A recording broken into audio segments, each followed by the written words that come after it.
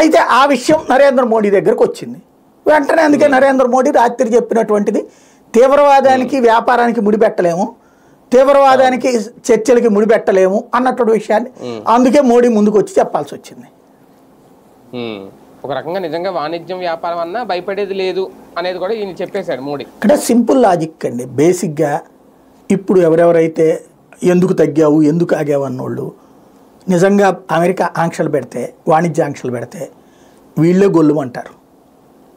ఇప్పుడు ఎక్కడో ఎందుకు మొన్న అడేది వాడి రూల్ ప్రకారం కరెక్ట్ ఏంటిది, వాళ్ళ దేశంలో అక్రమంగా వచ్చి ఉంటున్న వాళ్ళు, అట్లాగే వాళ్ళ దేశంలో విద్యార్థి వేషాల మీద వచ్చి ఇతర వ్యాపారాలు చేసుకునేవాడు, గ్రీన్ కార్డు తీసుకుని అక్కడ ఏ ఉద్యోగం లేకుండా ఈ చిన్న చితక పనులు చేస్తున్నాడు, వాళ్ళు వాళ్ళ టార్గెట్.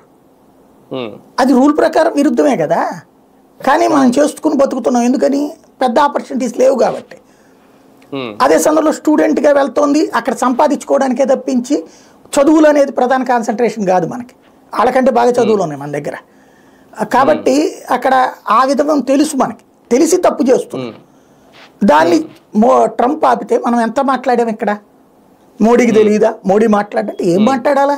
మా వాళ్ళు తప్పులు చేస్తాను నువ్వు చూసి చూడట్టు పోయా అని చెప్పాలా? దానికే అన్నోళ్ళు ఇప్పుడు వాణిజ్య ఆంక్షలు పెడితే మన దగ్గర మందులు కొనరు, మన దగ్గరికి సంబంధించి చేపలు కొనరు, మనం మొత్తం కొనటం ఆపేస్తారండి.